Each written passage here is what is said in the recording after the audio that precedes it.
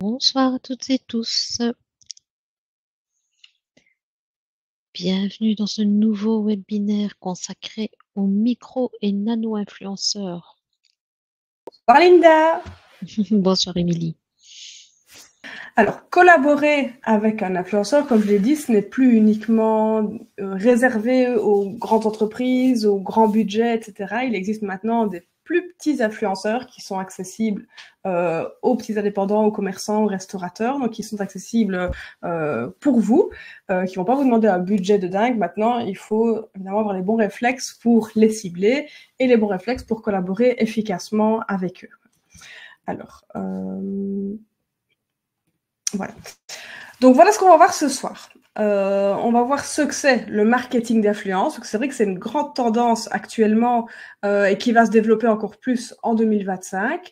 On va voir aussi comment on fait, enfin pourquoi collaborer avec un micro ou un nano influenceur, puisque c'est ces deux catégories d'influenceurs qui seront certainement le plus accessibles pour votre activité. Comment on fait pour trouver un influenceur? Il existe des outils pour ça, et puis après, si on n'a pas envie d'investir dans un outil, il y a d'autres moyens un peu plus empiriques et plus artisanaux de le trouver. Donc, on va voir les deux façons de le faire. Et on va voir aussi après les bonnes pratiques, les bons réflexes, la bonne marche à suivre pour collaborer efficacement avec un influenceur et faire en sorte que le partenariat que vous allez conclure avec lui soit le plus fluide possible et le plus efficace, évidemment, par rapport aux attentes que vous avez. Donc moi, je me présente. Je ne sais pas si certains ont déjà suivi des webinaires précédemment avec moi, donc je refais les présentations. Donc moi, je m'appelle Émilie. Je suis Community Manager dans la région de Liège. Je suis à Verviers, même exactement. Donc mon métier, c'est de gérer des pages Facebook, Instagram, LinkedIn pour des sociétés, des petits indépendants, etc. Puisque j'ai moi-même été commerçante pendant 20 ans. Je suis née dans une famille de commerçants. On est commerçants depuis 1910. Donc, le commerce local, les réalités des indépendants, les réalités de terrain, je les connais. Donc, j'aime bien justement axer mes formations le plus possible sur le côté pratique, puisque je suis aussi coach et formatrice réseaux sociaux pour apprendre aux indépendants à utiliser les réseaux sociaux correctement sans devoir faire appel tout le temps à quelqu'un d'extérieur. Donc ça, c'est vraiment mon cœur d'activité et le domaine où je m'amuse le plus.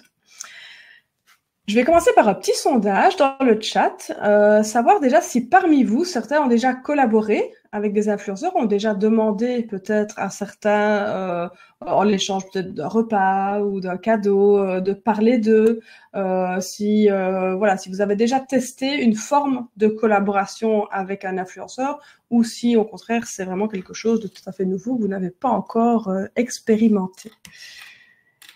Alors, je vois des noms, pas du tout. C'est vrai que je comprends, c'est pas encore hyper courant, mais ça intéresse beaucoup de monde. Parce que c'est vrai que pour le moment, les réseaux sociaux, ils sont saturés. On est très nombreux à vouloir se faire sa place sur les réseaux. Donc, au bout d'un moment, quand on communique et que ça ne porte pas ses fruits ou qu'on voudrait passer à un step supérieur, le fait de faire appel à un influenceur ou à une influenceuse, ça peut vous aider à avoir un boost de visibilité sur une cible très précise. Alors, ouais, je vois aussi, le problème, c'est aussi de les trouver. Donc, c'est vrai que ça, c'est un petit peu compliqué au début, de savoir comment les cibler. Il y a le bouche à oreille, mais après, comment tomber sur les bonnes personnes, on va le faire. Nathalie, elle a déjà été contactée. C'est vrai que certains influenceurs cherchent aussi activement des partenariats.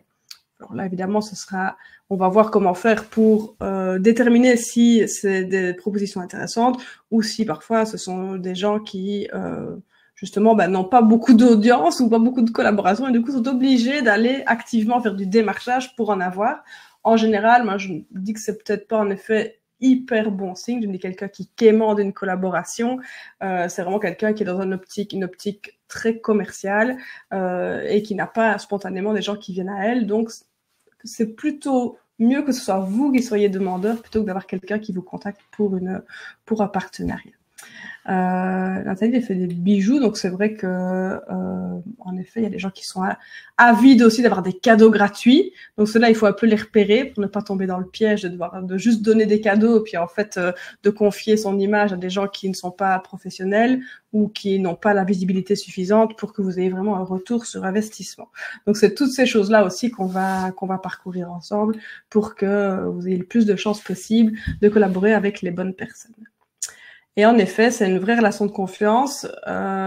En effet, quand il y a des gîtes, j'ai un client qui a un gîte du côté de Chaudfontaine. Lui, il a aussi offert une nuit. C'est possible aussi d'offrir une nuit en échange de visibilité. Ça, c'est de façon alors très naturelle. Les gens viennent dormir et en même temps, ils font des photos, ils racontent comment se passe leur séjour à leurs abonnés. Donc, ça donne de la visibilité. Ça, c'est une façon, ça coûte finalement pas très cher et ça permet d'avoir pas mal de retombées. Lui, en tout cas, il avait été assez content des retombées. Il avait eu des réservations qui suivaient le partenariat. Donc, ok, je vois que la majorité quand même n'a pas encore fait appel à un influenceur, mais pourrait être intéressé de le faire, ça tombe bien, c'est pour ça que vous êtes là ce soir. Alors, on va commencer en expliquant quand même, on va pas partir dans des grands développements théoriques, je vous rassure, on va essayer d'être vraiment le plus pratique possible, mais c'est quand même bien d'expliquer ce que c'est le marketing d'influence, parce que vous allez sûrement entendre ce terme dans votre quotidien de plus en plus souvent. Donc, le fait de faire appel à un influenceur, c'est faire du marketing d'influence, donc c'est une méthode de marketing pour vous faire connaître, pour vendre vos produits, pour arriver à certains objectifs en utilisant l'influence que ces gens peuvent avoir sur leur communauté ou sur vos clients.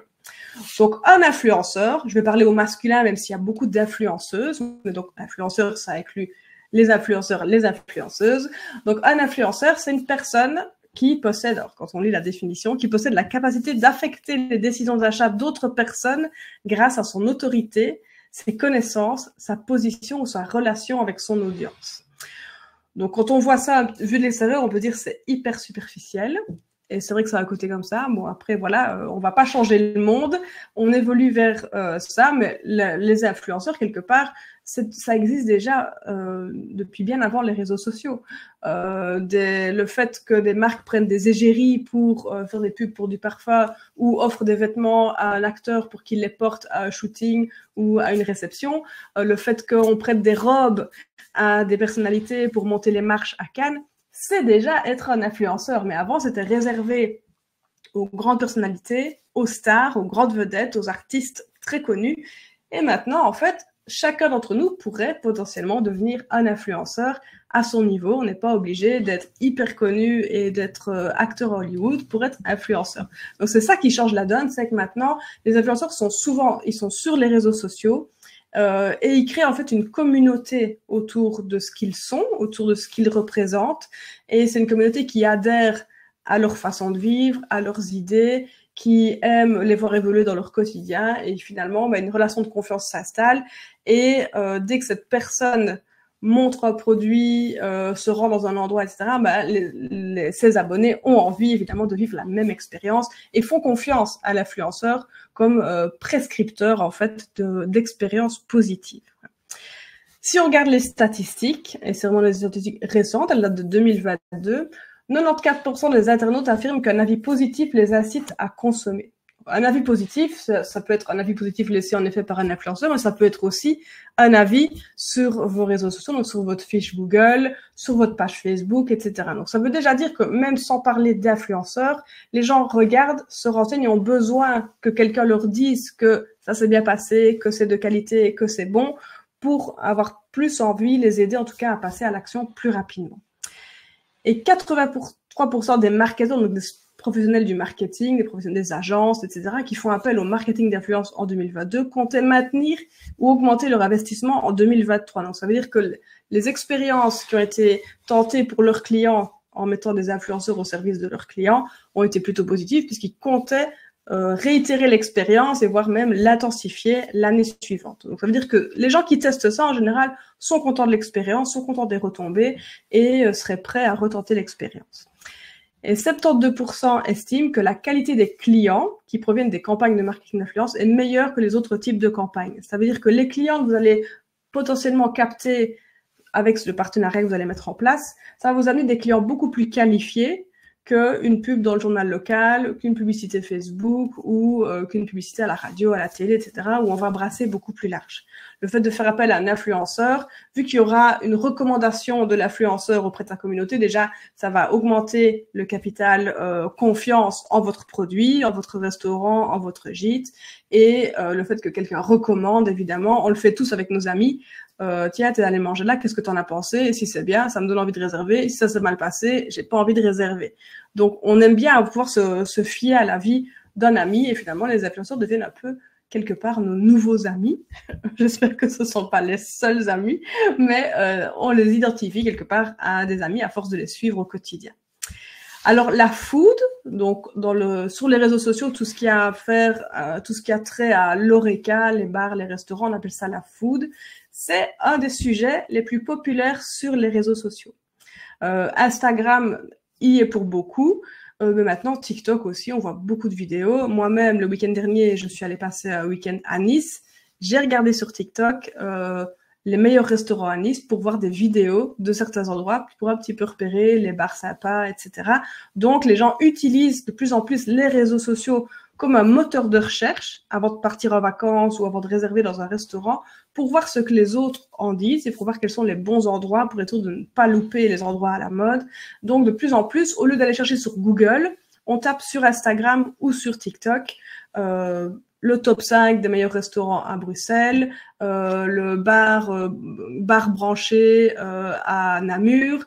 Et donc, on voit si certaines personnes en ont parlé et montrent en vidéo et en photo à quoi ça ressemble, et forcément, ça donne plus envie d'y aller et c'est plus authentique qu'une pub ou un post que vous mettriez en tant que patron de l'établissement.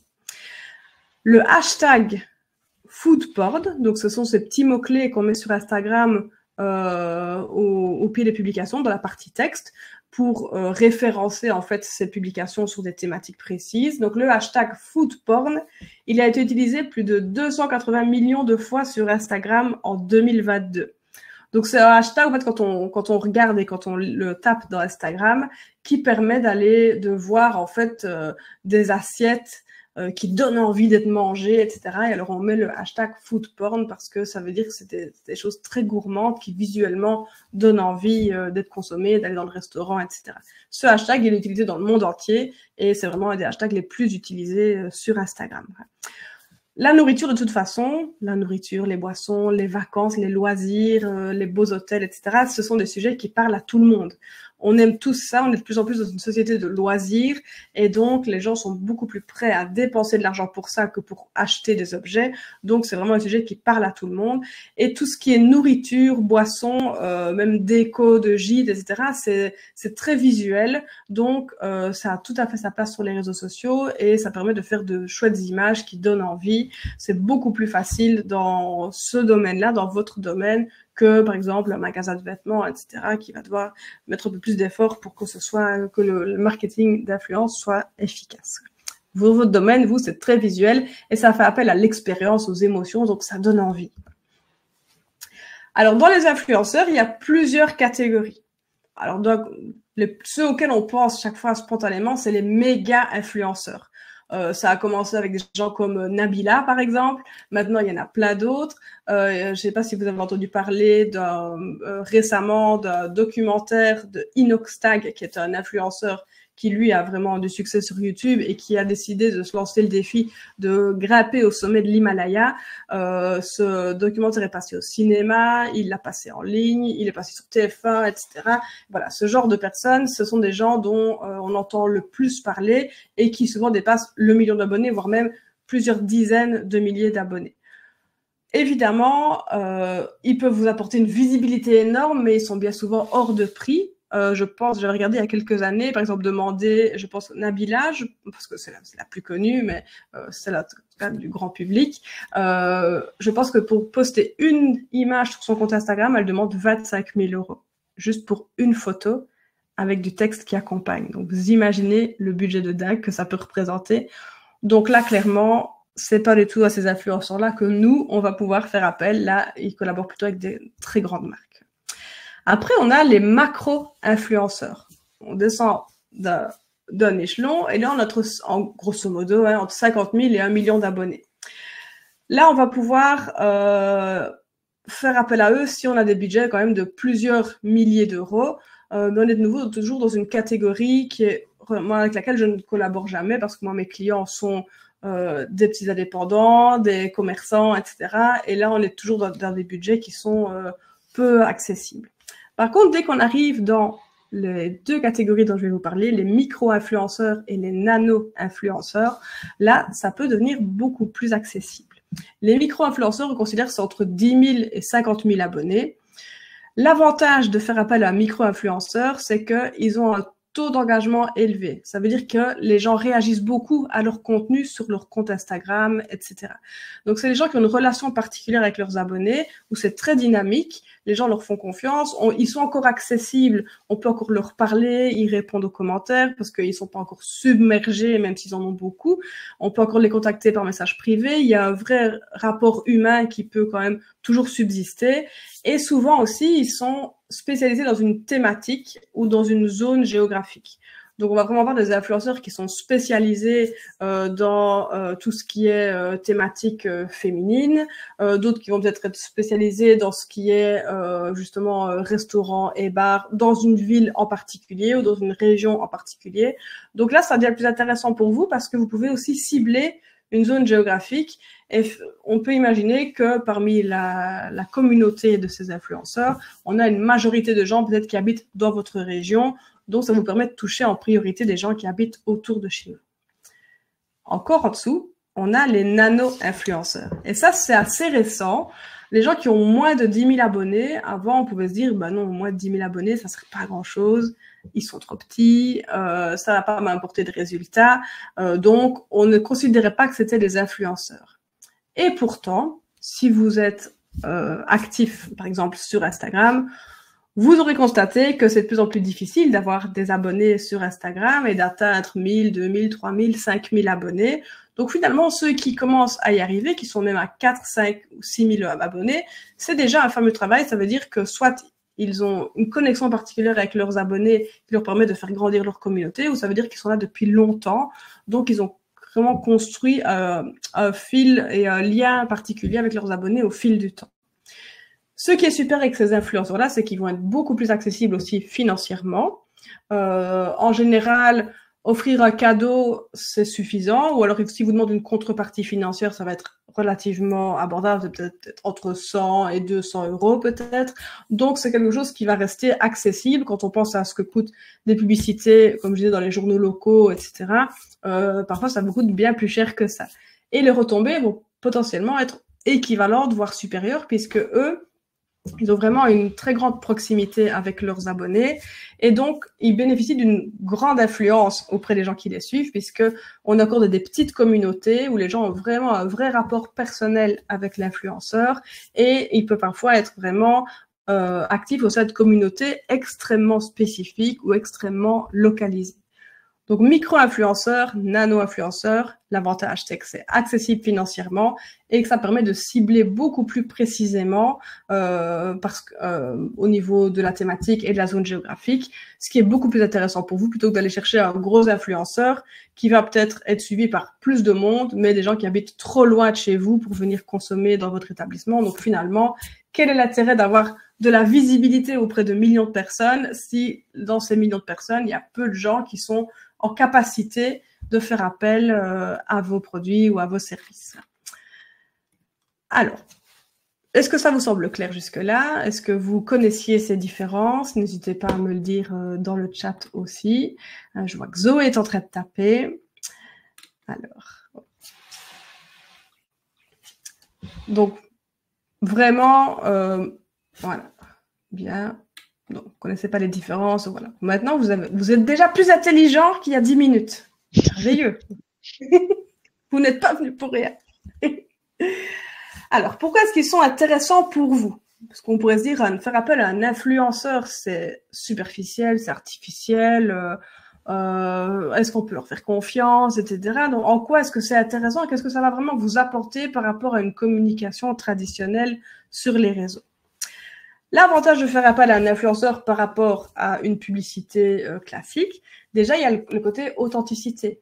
Comme je vous l'ai dit, ils ont souvent des petites communautés très actives avec lesquelles ils communiquent au quotidien.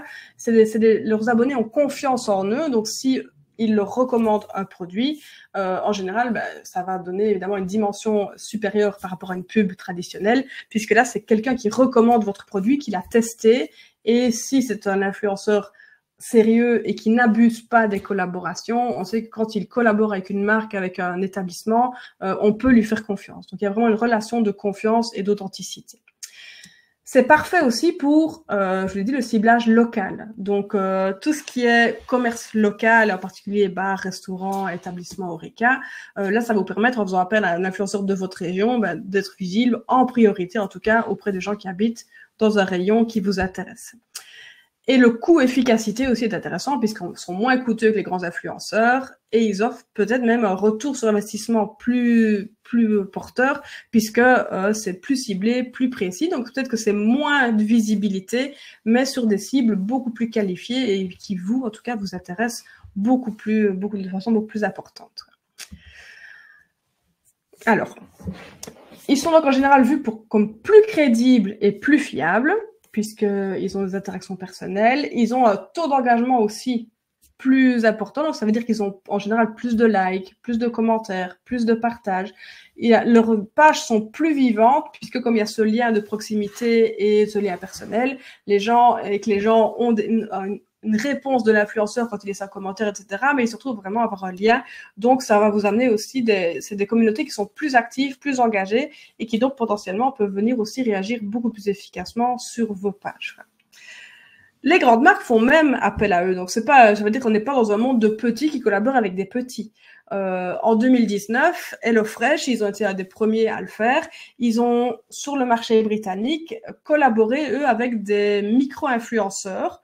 Donc, ils en ont ciblé 15 dans des régions différentes du Royaume-Uni et ils leur ont envoyé des colis HelloFresh en leur demandant de tester les recettes, de se filmer chez eux en le faisant, de donner leurs impressions et de montrer en quoi ça consistait, etc. De montrer comme c'était facile de faire appel, d'utiliser un colis HelloFresh et comme et ça donnait des idées aussi au niveau culinaire, etc. Cette campagne, elle a permis à HelloFresh d'accroître les impressions, ça veut dire le nombre de fois que leurs posts ont été vus. Ils ont augmenté de 274%, donc ils ont presque fait x3 sur la visibilité de ces publications-là par rapport aux publications que HelloFresh met habituellement sur sa page. Donc quand HelloFresh publie, ils sont vus, je veux dire, 10 fois, et quand c'est l'influenceur, ça a été vu jusqu'à 30 fois. Donc ça, parce que c'est plus authentique, ce sont de vraies personnes qui cuisinent et on voit que c'est pas une publicité, une énième publicité HelloFresh. Là, c'est du réel, c'est du vécu. Donc ça permet vraiment d'augmenter la visibilité et ça leur permet aussi d'avoir des contenus qui sont créés gratuitement par ces influenceurs et qui sont en général des gens qui en plus sont assez à l'aise avec les outils, avec la vidéo, avec le smartphone, etc. Ils sont peut-être même plus à l'aise que vous. Donc, ils vont pouvoir vous créer du contenu de qualité que vous allez pouvoir ensuite repartager sur vos réseaux ou réutiliser par la suite de façon vraiment pratique puisque c'est du contenu gratuit que vous n'avez pas à créer. Donc,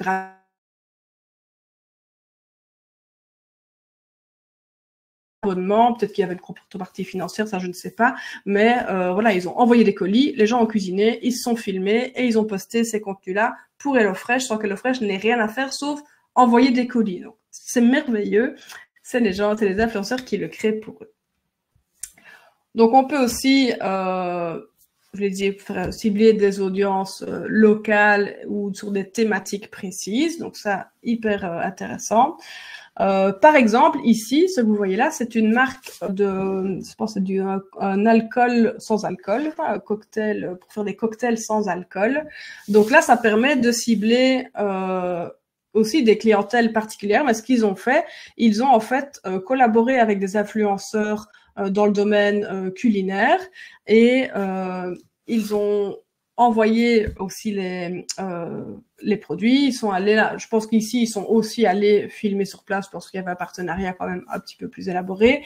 Mais donc, ça leur a permis d'être visibles auprès de chefs dans certaines régions ou auprès d'influenceurs dans certaines régions. Donc là, vous pourriez imaginer si vous commercialiser un produit alimentaire, aussi s'il y a un chef d'un restaurant réputé dans votre région ou s'il y a des personnalités dans le domaine des loisirs, etc., vous pourriez les inviter chez vous ou leur envoyer votre produit pour qu'ils l'utilisent et qu'ils réalisent peut-être une recette avec ce produit.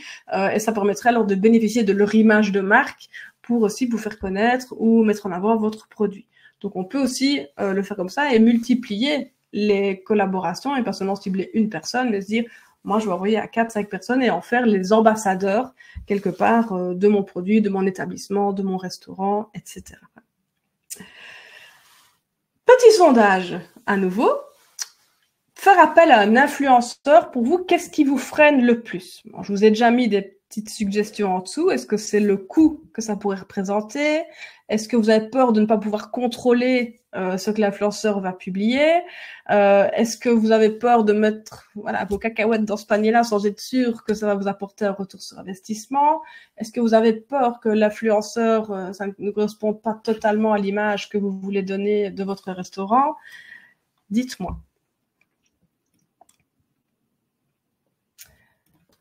Alors, ouais, on ne sait pas comment le trouver, et même si on le trouve, comment cibler les bons? En effet, ça c'est le nerf de la guerre, évidemment. Le coût, l'image, les abus. Alors, quel type d'abus? Je ne sais pas si Nathalie peut un peu développer ce qui lui fait peur au niveau des abus, comme ça on pourra peut-être en discuter.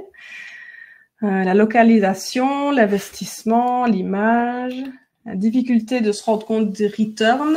Ça, après, on va quand même voir comment s'assurer au maximum que ça amène un retour sur investissement. Mais c'est aussi parfois le propre de la pub, en fait. La pub, on ne sait pas toujours quantifier ce que vous allez avoir comme retour sur investissement. Sinon, les grandes marques ne dépenseraient pas des milliers ou des budgets de dingue dans des campagnes d'affichage dans nos villes, etc. Donc, c'est vrai que ça, c'est plus compliqué. Maintenant, ça, vous pourriez aussi imaginer collaborer avec un influenceur et le mettre en place peut-être un code promo ou un mot de passe quand il vient chez vous. Comme ça, vous pouvez au moins savoir d'où viennent les clients et pouvoir quantifier combien sont venus grâce à l'influenceur parce qu'ils ont le mot de passe ou le code promo uniquement spécifique à cette collaboration. Alors, difficile, voir s'il comprend bien votre demande. Ça, c'est vrai, on va voir comment on peut s'assurer, en tout cas, mettre toutes les chances de son côté. Ok, d'avoir des gens sérieux, en fait. Moi, c'est ce que je vois, c'est voilà, peur de donner son argent à quelqu'un qui n'est pas sérieux et qui ne va pas répondre à vos attentes. Ce qui est tout à fait légitime, je vous rassure, et c'est vrai que c'est ce qui fait souvent le plus peur. Bien, alors on va voir tout ça ensemble. Comment on fait? Ah, c'est merveilleux, je vais répondre déjà à la première question. Comment on fait pour trouver l'influenceur parfait, entre guillemets? Je ne sais pas s'il y a un influenceur parfait, mais en tout cas, trouver celui qui correspond le plus à vos attentes et à vos objectifs. La première chose, pour le trouver, on peut évidemment, on va le trouver sur les réseaux sociaux, on peut le trouver sur Instagram. Pour le trouver sur Instagram, on peut faire une recherche avec des hashtags. Donc, je vais vous montrer une méthode pour le faire. On peut cibler des hashtags en fonction de sa thématique ou en fonction, par exemple, de sa localisation. Je vais juste m'assurer que c'est bien le bon écran qui se partage pour que vous voyez bien ce que je vous montre à l'écran. Hop. Voilà, je vais partager tout l'écran, comme ça je suis sûre que vous voyez correctement. Voilà. Donc là, je vais me rendre sur Instagram. Instagram, le mieux, c'est de l'utiliser avec le téléphone. Instagram est vraiment prévu pour être utilisé avec le smartphone. Donc, si vous l'utilisez avec le téléphone, vous aurez toujours plus de fonctionnalités, plus d'options qu'en l'utilisant sur la version ordinateur que moi, ici, par facilité, je vais utiliser pour que vous puissiez me suivre en direct. Par contre, Facebook, c'est l'inverse. Facebook va être plus développé pour la version ordinateur que sur le smartphone. Donc, si sur Facebook, vous cherchez certaines options dans les paramètres que vous ne trouvez pas avec votre téléphone, allez sur votre ordinateur, vous allez sûrement avoir accès à plus de fonctionnalités. Et pour Instagram, c'est l'inverse. Si vous l'utilisez sur la version web ici que je vous montre et que vous ne trouvez pas les fonctionnalités qui vous intéressent, allez sur le smartphone. C'est plus complet sur la version smartphone. Donc, comment on fait pour faire une recherche avec des hashtags? On va utiliser la petite loupe ici à gauche. Sur le smartphone, vous l'avez dans le bas de l'écran sur l'application Instagram. Donc, vous cherchez la petite loupe et là, vous pouvez taper soit des noms de comptes pour trouver des personnes en particulier. Maintenant, si vous ne connaissez pas les influenceurs, ça va être compliqué. Par contre, vous pouvez chercher sur des hashtags. Donc moi, j'ai justement faire le test tout à l'heure. Si je tape, par exemple, Bruxelles Foodie, je vois qu'il y a sur ce hashtag 1351 publications. Donc, c'est des termes un peu utilisés sur Instagram. Foodie, peut-être qu'il y a Namur Foodie ou Paris Foodie. Voilà, on sait que ça va être des contenus qui vont être relatifs à des bons conseils pour trouver des bons restos et des endroits sympas, ici en particulier à Bruxelles. Si je clique sur ce hashtag, j'attends que ça s'affiche, voilà. Je vais tomber sur une page qui reprend ici les meilleures publications qui contiennent ce hashtag Bruxelles Foodie. Si je vais sur le smartphone, j'aurai même encore plus de propositions. Ce ne sera pas uniquement les meilleures, ça va être les plus récentes, etc. Donc j'aurai plus de choix. Sur la version ordinateur, vous voyez déjà une limitation. On a moins, il prend uniquement les meilleurs. Mais donc voilà ici des publications qui ont été liées par plein de comptes différents sur Instagram, mais toutes les publications contiennent dans le texte qui accompagne l'image ou la vidéo le hashtag Foodie. Donc la personne qui a publié ces publications, elles ont toutes ajouté hashtag Bruxelles Foodie à leur publication pour être référencées sur ce mot-clé. Donc, si je regarde après dans les contenus qui ont été postés, je peux regarder par exemple ici. Voilà. Ici, voilà, on voilà déjà peut-être une. MC au naturel. Et le lait gourmand, bientôt de nouveaux et nouvelles. J'habite Bruxelles, j'adore de temps en temps faire la touriste dans ma propre ville. Donc, en fait, on imagine que c'est quelqu'un, probablement, qui poste régulièrement des bons plans pour manger et boire à Bruxelles. Donc, si je clique sur son profil, là, déjà, je vois 15 000 abonnés. Intéressant, niveau taille. On est dans les macros et nano. Et je vois ce qu'elle fait. Ta dose de soleil dans l'assiette, recette, bon plan, atelier culinaire à Bruxelles. Et elle met même une adresse mail pour la contacter. Donc, ça veut dire qu'elle est vraiment ouverte aux collaborations. Elle met même un numéro de TVA, donc ça veut dire qu'elle en fait son métier. Elle est suivie par 15 000 personnes. Et donc, on voit, en fait, régulièrement, elle donne des recettes, des bonnes adresses, etc. Donc, elle fait pas que mettre en avant des établissements, elle donne aussi des plans, des idées pour cuisiner, etc. Donc, il y a une relation de confiance sur cette thématique qui s'installe avec sa communauté. Et de temps en temps, elle va parler d'un établissement qu'elle a repéré. C'est pas forcément toujours des collaborations, hein, ça peut être aussi vraiment de vrais coups de cœur. Et ça va être un mélange en fait subtil de ça, de collaboration rémunérée, où là on lui passe commande peut-être d'un contenu pour qu'elle en parle sur ses réseaux. Et parfois ça va être vraiment des vrais coups de cœur, sans collaboration et spontané. Et c'est ça qui, quelque part, maintient parfois un peu le flou avec sa communauté. Même si maintenant Instagram encourage et même normalement impose d'indiquer quand il s'agit d'une collaboration commerciale pour justement qu'on ne puisse plus jouer sur le doute entre ce qui est payé et pas payé. D'ailleurs, si je regarde ici cette vidéo sur son coup de cœur Pita à Bruxelles, je peux regarder dans les hashtags qu'elle utilise. Je vois qu'il y a aussi d'autres hashtags qui pourraient être intéressants à explorer. Where to eat Brussels, Brussels food, Brussels food guide. Donc en fait, voilà déjà des idées de hashtags sur lesquels je peux aussi rebondir pour aller voir encore d'autres contenus postés avec ces différents hashtags qui vont probablement aussi me permettre de repérer d'autres influenceurs aussi également basés à Bruxelles.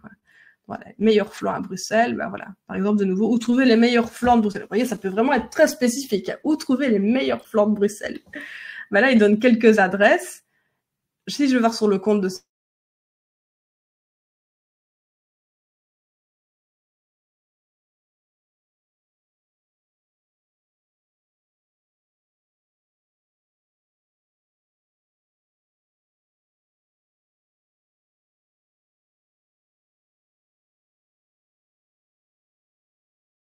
thématique.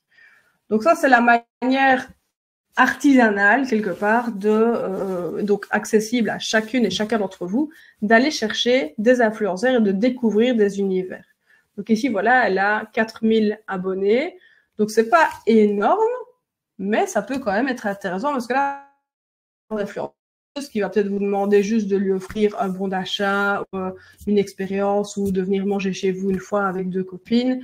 Et en échange, elle va parler de vous. Elle aura eu un resto gratuit ou un goûter pour son anniversaire, je ne sais pas quoi. Et donc, ça va vous permettre d'avoir, de multiplier peut-être les collaborations comme ça avec plein de petits influenceurs.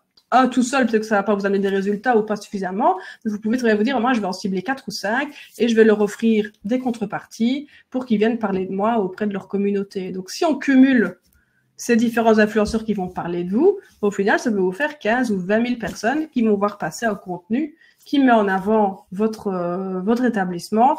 Et donc, ces gens, souvent, mais ils sont suivis, là, j'imagine, elle est suivie vraiment par des gens qui habitent à Bruxelles ou qui se rendent régulièrement à Bruxelles. Donc là, vous avez vraiment des abonnés dans une cible qualifiée à proximité de chez vous. Je regarde dans les commentaires. Ah oui, je vois. Est-ce que le fait de devoir dire que c'est une collaboration est négatif ou pas? Pas forcément, parce que maintenant, les gens sont de plus en plus habitués à ça. Si c'est un influenceur dans lequel ils ont confiance et que c'est pas trop souvent, ça ne va pas briser la relation de confiance qu'ils ont avec cet influenceur. Maintenant, si c'est tout le temps, on va le voir plus loin, ça peut diminuer la qualité perçue de cet influenceur. Si on voit que toutes les semaines, il se fait payer le resto pour aller manger à gauche et à droite, on n'a plus trop confiance. Alors que si c'est une fois de temps en temps, même si on voit que c'est une collaboration, ça n'empêche pas que les influenceurs n'acceptent pas forcément toutes les collaborations. Ils vont, quand c'est des petits influenceurs comme ça, en général, ils ont quand même la volonté de conserver la confiance des gens qui les suivent et donc ils vont pas collaborer avec tout le monde n'importe comment. Ils vont sélectionner et ils vont pas dire oui à tout le monde par appât du gain. Dès que ça devient plus gros et que ça peut devenir alors un commerce et vraiment une activité dont ils ont besoin pour vivre et payer leur salaire, là on peut dire des choses où ça devient vraiment uniquement commercial et c'est peut-être un peu moins intéressant. Donc c'est ça qui est chouette aussi avec les petits influenceurs, c'est qu'en général ils sélectionnent vraiment de vrais établissements coup de cœur. Alors, ça peut être aussi beaucoup plus circonstanciel avec un nano-influenceur. Exemple, je fais une foire à l'âne dans 15 jours, je cherche un nano dans le coin pour pousser l'avenue des gens. Typiquement, c'est vrai, quand on a un événement vraiment précis aussi, ça peut être intéressant, parce que si c'est par exemple une maman qui... il y en a beaucoup qui communiquent sur leur vie avec leurs enfants, etc., et qui du coup sont suivis par majoritairement d'autres mamans de la même région, s'il y a un événement familial qui s'organise, ça peut être très intéressant de lui demander de relayer l'info, l'inviter à passer la journée, etc., pour qu'elle en parle même en direct, puisqu'on peut aussi, le jour de l'événement, demander à l'influenceur de parler de son expérience, de ce qu'il est en train de vivre, d'en parler en story, et ça peut encore pousser même des gens à venir vous rendre visite, même le jour même, puisque les stories, c'est suivi en temps réel par les gens, ça disparaît après 24 heures, donc ça peut même, le jour même, encore vous amener de la visibilité et des visites dans ce genre d'événement en particulier. Je vais repartager mon écran. Voilà, on va aller un petit peu plus loin là-dessus. Voilà. Donc, il y a la manière, donc avec les hashtags, vous pouvez chercher, un petit peu regarder les hashtags sur votre ville, votre région. Ça peut même être juste hashtag Namur, par exemple, ou hashtag Liège, et ou la ville la plus proche de chez vous. Et déjà regarder sur ce hashtag local, donc géolocalisé, si vous voyez déjà des contenus qui pourraient s'apparenter à des recommandations d'influenceurs et aller visiter les profils pour voir si ce sont des influenceurs. C'est déjà aussi, sans même mettre une thématique comme ici, Brussels Food, vous pourriez aussi déjà, sur votre région, essayer de voir s'il y a des gens qui publient, s'il y a des influenceurs présents et actifs autour de chez vous. Aussi, autre manière de les cibler, qui est peut être complémentaire, c'est de regarder un peu aussi les tendances. Donc, quand vous vous connectez à Instagram, le premier écran d'accueil sur Instagram, c'est, je regarde, quand j'appuie sur la petite loupe, plutôt, Avant, là, je peux en fait ici taper mes mots-clés pour faire une recherche, mais tout ce qui est déjà suggéré ici, avant même que j'ai tapé un mot-clé pour faire une recherche, c'est ce qu'on appelle l'Explorer. Donc, c'est les contenus les plus populaires sur Instagram en ce moment, en fonction de ce que moi j'aime regarder, en fonction de ma région, etc. Donc, si vous avez l'habitude d'aller consulter des contenus sur le thème de la cuisine, etc., mais il va vous suggérer en priorité des contenus dans cette thématique-là et vous montrer des contenus de gens qui sont populaires dans votre région ou que les gens consultent beaucoup dans votre région. Ça peut être une méthode. Maintenant, c'est beaucoup plus large. En général, vous n'allez pas avoir que des petits influenceurs dans votre région, mais ça peut parfois vous faire découvrir aussi de nouveaux comptes. Vous pouvez de temps en temps aussi aller sur cet Explorer, voir ce qu'Instagram vous conseille et repérer un petit peu les tendances. Mais ça va être quand même beaucoup moins précis que d'aller chercher avec les hashtags, comme je viens de vous le montrer. Après, si vous avez ciblé, si vous ciblez des personnes, si vous repérez des comptes, abonnez-vous à ces comptes et observez un petit peu avant de les contacter peut-être d'entrée de jeu. Prenez quelques jours, quelques semaines pour voir un petit peu comment ils se comportent avec leurs abonnés. Est-ce qu'ils sont disponibles? Est-ce qu'ils répondent aux commentaires? Et de voir un petit peu si aussi les gens réagissent à leur contenu ou s'ils parlent au mur et quand ils postent quelque chose, il n'y a que 2 likes. Ça veut dire que même s'ils ont beaucoup d'abonnés, ils sont peut-être plus tellement populaires, quoi. Ou alors, il y a peut-être aussi une entourloupe dont je vais vous parler après au niveau des abonnés et peut-être que leurs abonnés ne sont pas tous de vrais abonnés. Ça, c'est encore autre chose. Je vous ai montré pour Instagram. Sur TikTok, ça va être un peu le même principe. On peut sur TikTok faire des recherches avec des mots-clés. Pareil, avec la petite loupe, vous pouvez cibler des mots-clés et il va vous suggérer d'ailleurs toute une série de mots-clés similaires pour vous aider à trouver les mots-clés tendances que les publications d'influenceurs contiennent. Donc, de nouveau, vous allez peut-être taper une ville, hashtag Liège, et il va vous suggérer les hashtags les plus populaires contenant le mot Liège, et peut-être que dedans, il y aura des hashtags hôtel Liège, hashtag gîte Liège, hashtag, vous allez un peu voir ce que TikTok vous suggère, et vous allez pouvoir vous promener aussi sur ces mots-clés pour cibler des influenceurs sur le même principe que ce que je viens de vous montrer sur Instagram. Et là, de nouveau, vous pouvez aussi vous abonner à ces hashtags pour avoir régulièrement des suggestions de contenu contenant ce hashtag. On peut le faire sur Instagram, on peut le faire sur TikTok, pour pouvoir être abreuvé régulièrement de comptes qui utilisent ces hashtags-là pour repérer, en fait, et qu'au lieu de devoir toujours aller faire la recherche, que Instagram ou TikTok vous suggère dans votre fil d'actualité des contenus d'influenceurs que vous ne connaissez pas encore, mais qui utilisent les mots-clés que vous avez ciblés et auxquels vous vous êtes abonné. Donc ça, c'est aussi une méthode pour avoir un petit peu tout le temps du contenu neuf et vous donner le plus de chances de découvrir de nouveaux comptes d'influenceurs, quoi.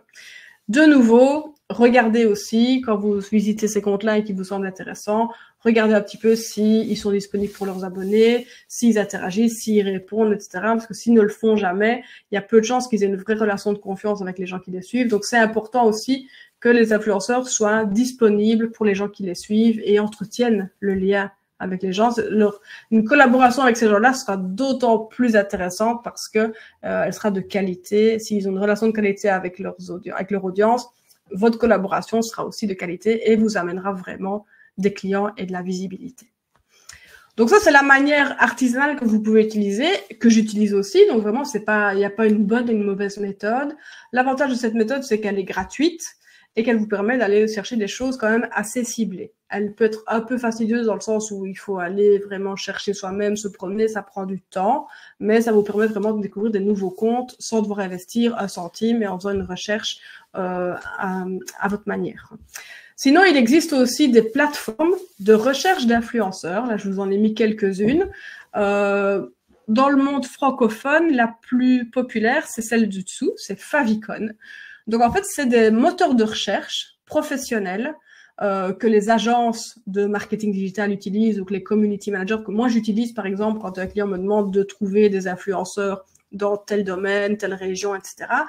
Parce que l'avantage de ces outils-là, c'est qu'ils vont vous permettre de, comme sur, enfin oui, c'est comme un annuaire en fait d'influenceurs et ça va vous permettre de repérer des comptes et aussi d'en estimer la qualité.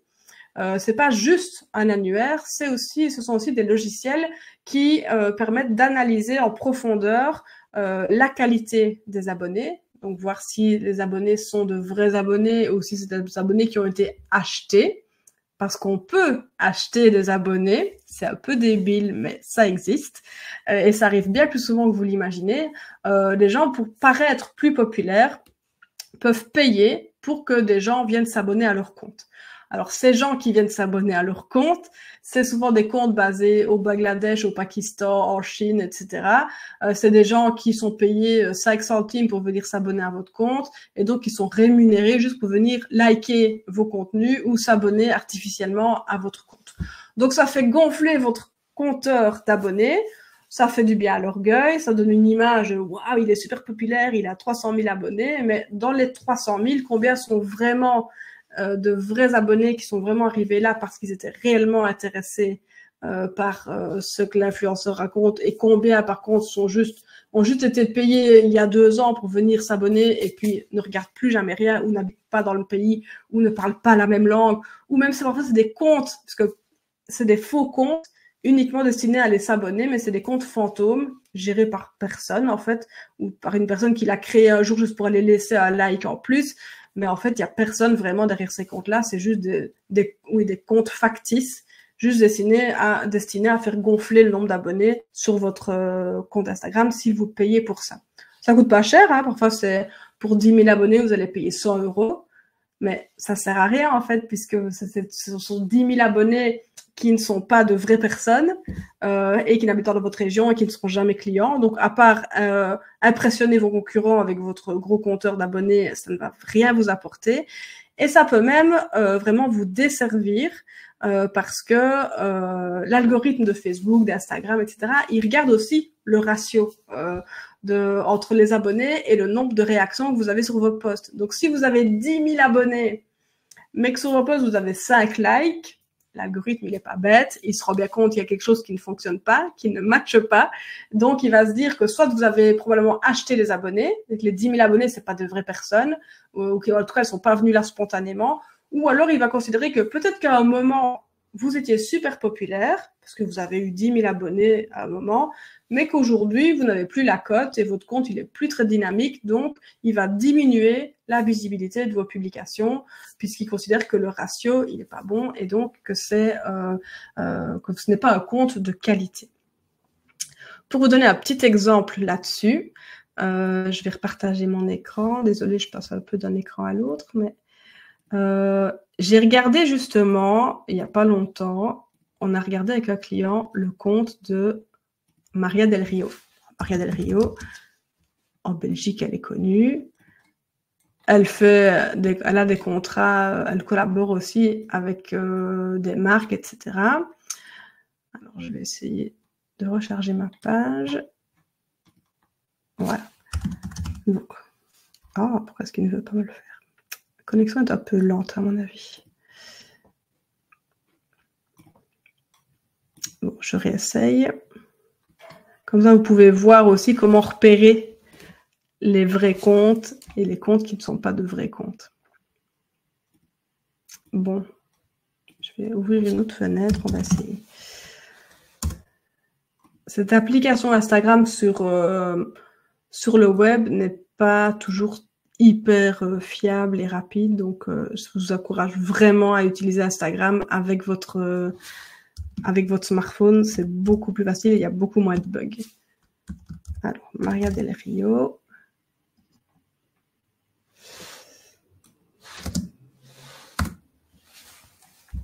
Où es-tu, Maria? Oh mince.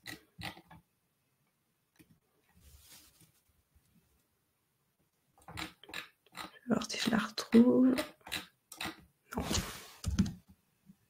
Ah voilà, M Del Rio. Donc, Maria Del Rio, 120 000 abonnés. Génial, évidemment. On peut se dire, c'est crédible, c'est plausible, elle est connue, etc. Maintenant, 120 000 abonnés, franchement, c'est déjà pas mal. Pour une vedette belge, c'est déjà pas mal. Maintenant, ils sont nombreux à avoir ce nombre d'abonnés. Maintenant, quand on va un petit peu creuser ce qu'il y a vraiment derrière, je clique sur sa liste d'abonnés. Et donc là, je peux aller voir dans le détail qui est abonné à son compte. Donc, je vois en effet ici des noms, des prénoms de personnes réelles. Et puis là, je commence à avoir des trucs un peu bizarres. Ici, bah, quand on voit en général un profil sans photo, c'est souvent des gens qui sont pas très actifs sur la plateforme, donc on peut considérer que c'est peut-être des faux comptes qui sont venus s'abonner. Alors ça, vous allez peut-être en avoir qui s'abonnent à votre compte, ça arrive, on peut pas l'empêcher, on peut juste aller les retirer un par un. Donc là, vraiment, je regarde celui-ci. C'est un compte, il a une publication, 59 personnes qui le suivent, et lui, il suit 5918 comptes. Ça me semble déjà un peu louche, donc là, je pense vraiment que c'est un compte qui n'est pas un vrai compte. Si je descends un petit peu plus bas, évidemment, je ne sais pas si je vais le voir. Ah, je ne le vois pas ici.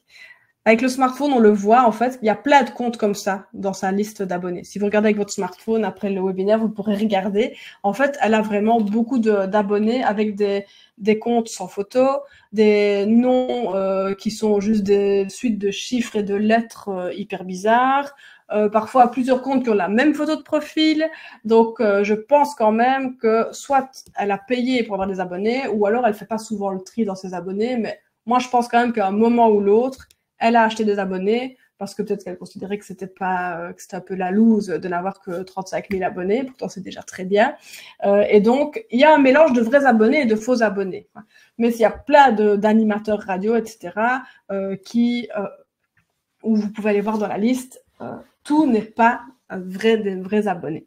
Donc ça, c'est important aussi d'aller un petit peu voir qui est dans la liste des abonnés pour voir si ça vous semble correct et s'il y a une majorité quand même de vrais comptes ou si vous voyez un petit peu trop souvent apparaître dans la liste des comptes qui semblent suspects ou voilà, avec des photos de profil ou avec ses piqués sur d'autres comptes, etc. Donc ça, on peut le faire manuellement pour se faire déjà sa propre idée, mais sinon on peut utiliser des plateformes comme celle-ci. Donc Favicon, maintenant le désavantage de ça, c'est que c'est très pratique à utiliser. Ça va vous permettre en 2-3 heures d'aller vraiment cibler sur plein de critères. Vous pouvez taper la région, vous pouvez taper si vous cherchez plutôt un homme ou une femme, si vous cherchez quelqu'un qui a au moins 20 000 abonnés, quelqu'un qui est plutôt actif dans telle thématique, plutôt la nourriture, plutôt le domaine de l'enfance ou le domaine des loisirs, etc.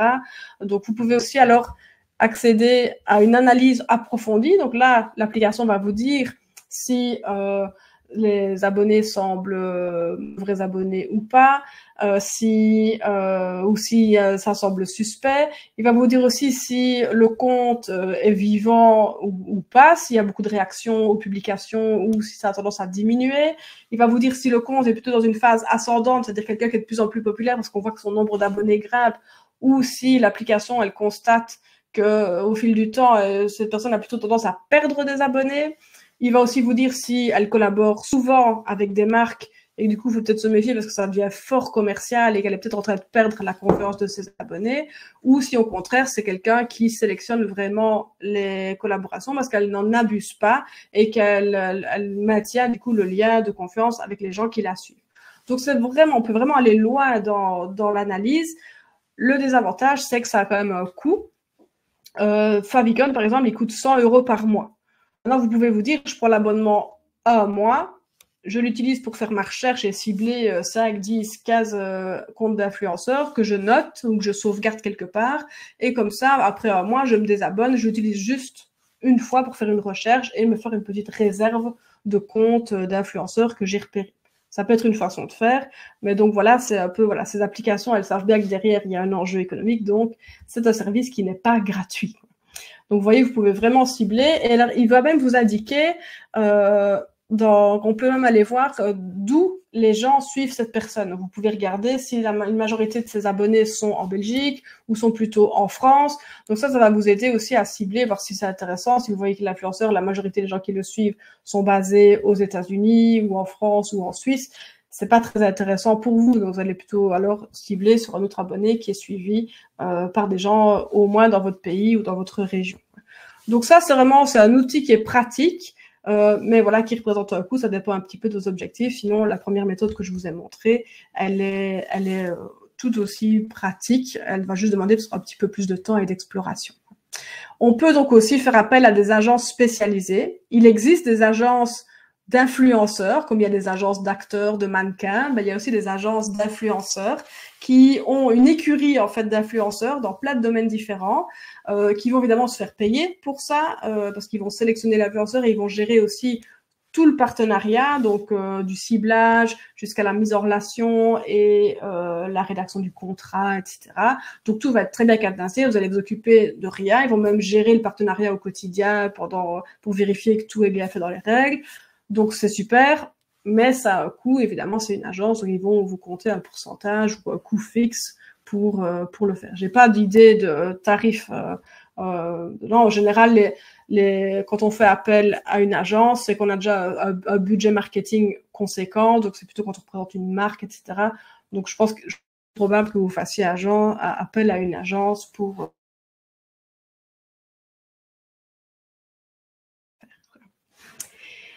Alors, De temps en temps, on te perd, oui, Émilie.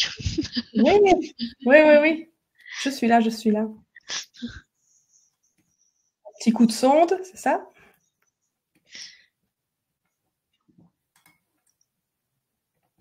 Alors, je regarde un petit peu dans les questions. Si vous me perdez, je peux peut-être tester sur une autre connexion. Je vois en effet que ma connexion n'est pas top top.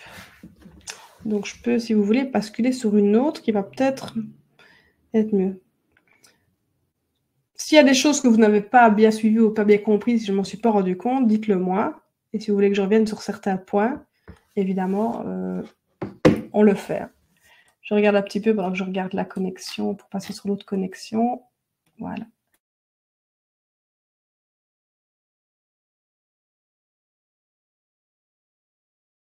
Revenu. Alors,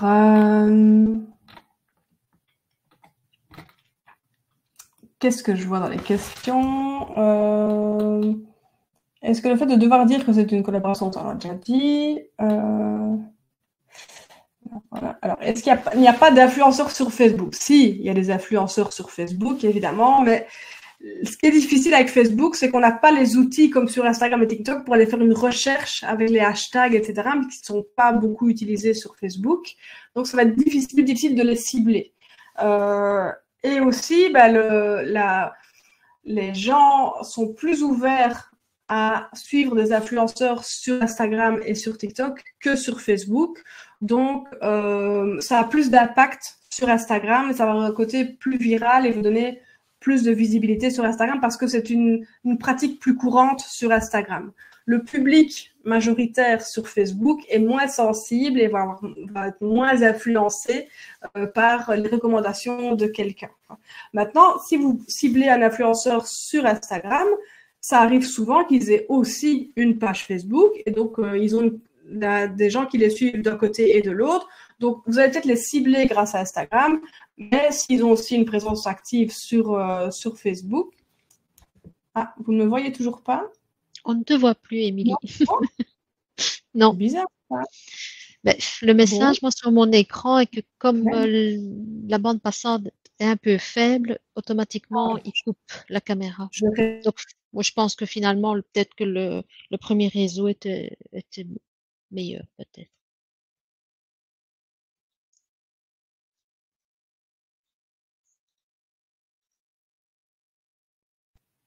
Et quand vont-ils se décider à Là. améliorer les connexions, hein? Très bien. Alors, là, vous ne me voyez toujours pas. Oui, tu es revenu là. Ah, ouf. Bon, on croise les doigts. On croise les doigts. Alors, mais vous m'avez entendu quand même. Oui, Vous on m'entendez continue à toujours. t'entendre. Oui, Ça va. oui. Ok, ça va. Donc voilà, c'est pas parce que vous allez cibler quelqu'un sur Instagram que vous n'allez peut-être collaborer que sur Instagram. Cette personne, elle a souvent aussi une page Facebook, donc vous pourrez demander qu'elle communique sur vous des deux côtés. Mais c'est vrai que c'est quand même plus souvent sur Instagram qu'on va pouvoir cibler des influenceurs et que ça va le plus porter ses fruits. Donc oui, c'est l'évolution et les gens sont de plus en plus sur Instagram. Ça ne veut pas dire que Facebook est mort, mais pour ce type de collaboration, ça aura plus d'impact sur Instagram parce que les gens sont beaucoup plus habitués et prêts à ça sur Instagram et aussi sur TikTok. Donc, pour les influenceurs, c'est vrai que c'est beaucoup plus Instagram. Alors, je repartage mon écran. Maintenant, on va voir, une fois qu'on a ciblé l'influenceur, comment on fait pour collaborer avec lui et comment on fait pour que ce soit le plus efficace possible. Alors, voilà les critères à prendre en compte donc pour éviter les erreurs. Je vous en ai déjà un petit peu parlé, mais on va repasser ça en revue. Il y a évidemment son style de communication et son image. Observez, c'est pour ça que je vous dis, c'est bien de ne pas foncer tête baissée quand vous avez vu quelqu'un, une personne qui vous intéresse, avec qui vous pourriez peut-être collaborer. C'est bien aussi de s'abonner à son compte et d'observer un petit peu ce qui se passe. Et de voir déjà si son style de communication, l'image que cette personne renvoie, correspond à ce que vous voulez aussi renvoyer et si ça correspond à ce que votre clientèle attend. Donc, si elle s'exprime de façon hyper familière alors que vous avez un établissement de luxe, ça va pas forcément matcher et correspondre à votre clientèle principale. Donc, par contre, si vous essayez de séduire peut-être une clientèle plus jeune, plus branchée, et vous allez de coup collaborer avec un influenceur qui va peut-être un petit peu sortir du cadre de ce que vous faites habituellement, parce que c'est vraiment là par contre une stratégie pour aller chercher une nouvelle clientèle. Mais donc, vérifiez quand même que cette personne s'exprime d'une façon qui vous convient, qu'elle communique aussi sur des choses qui vous conviennent et que son image corresponde à votre image aussi, et aussi regarder la qualité des photos, etc. La localisation géographique, on en a déjà beaucoup parlé. C'est vrai que l'idéal, évidemment, c'est d'avoir des gens qui sont actifs dans votre région ou qui sont suivis par des gens qui habitent dans votre région, puisque votre clientèle, je pense, pour la majorité d'entre vous, ça doit être une clientèle locale ou en tout cas régionale. Donc, ça ne sert à rien d'aller cibler un influenceur à Marseille si moi, j'ai une chambre d'hôte dans le Condro. Il est rare que les Marseillais viennent passer les vacances dans le Condro. Donc, ça aussi va cibler évidemment la zone géographique qui vous intéresse. Par contre, si vous cherchez à séduire une clientèle hollandaise, par exemple, pourquoi pas aller cibler un influenceur basé aux Pays-Bas, parce qu'il y a beaucoup de Pays-Bas qui viennent passer de gens aux Pays-Bas qui viennent passer des vacances dans les Ardennes. Donc là, par contre, ça peut être intéressant d'aller chercher quelqu'un plus loin. Tout dépend de vos objectifs et de la cible, évidemment, que vous souhaitez toucher. Il y a aussi la taille et la qualité de son audience. Donc, rien ne sert, comme je l'ai dit, d'aller chercher un influenceur qui a 3 millions d'abonnés. Ça sert à rien de se payer une Rolls si on n'a pas l'usage à Rolls. Donc, restez plutôt dans des petits influenceurs qui vous permettent d'avoir quelque chose qui financièrement est gérable pour vous et qui vont être beaucoup plus ciblés au niveau de l'audience. Vérifiez aussi les comptes, donc en allant voir sur Instagram, on peut voir la liste, au moins en partie, des abonnés. Jetez quand même un petit coup d'œil pour voir si ça vous semble de qualité avec des abonnés qui sont de vraies personnes. Allez même visiter quelques comptes pour voir si c'est de vraies personnes ou pas. Et si vous voyez plein de comptes qui vous semblent suspects, comme je vous l'ai dit, pas de photos de profil, des noms bizarres ou des photos de profil qui apparaissent plusieurs fois ou des comptes où tout est en anglais, etc., alors qu'on est censé être en Wallonie, ça vous permet quand même de vous faire déjà une petite idée. Et ça, on évite parce que c'est pas parce qu'une personne a 20 000 abonnés que ce sont uniquement de vrais abonnés. Donc, il vaut mieux éviter les gens qui font appel à l'achat d'abonnés dont je vous ai parlé précédemment. La qualité des photos et des vidéos, ça c'est important, puisque c'est ça aussi qui va contribuer. Enfin, la personne à qui vous allez confier, à qui vous allez collaborer, vous allez lui confier votre image. Ça va devenir un ambassadeur de votre établissement et vous allez donc en effet lui confier votre visibilité. Donc, si elle fait des photos toutes pourries ou qu'elle est plus nulle que vous en vidéo, aucun intérêt. L'avantage de faire appel à un influenceur, c'est aussi potentiellement qu'il produise du contenu de qualité et de meilleure qualité que ce que vous feriez, ou au moins que ce soit équivalent à ce que vous faites. Si un influenceur ne sait pas prendre de photos ou de vidéos, c'est pas bon signe. Donc, passez votre chemin et prenez plutôt quelqu'un qui se débrouille bien avec les outils actuels.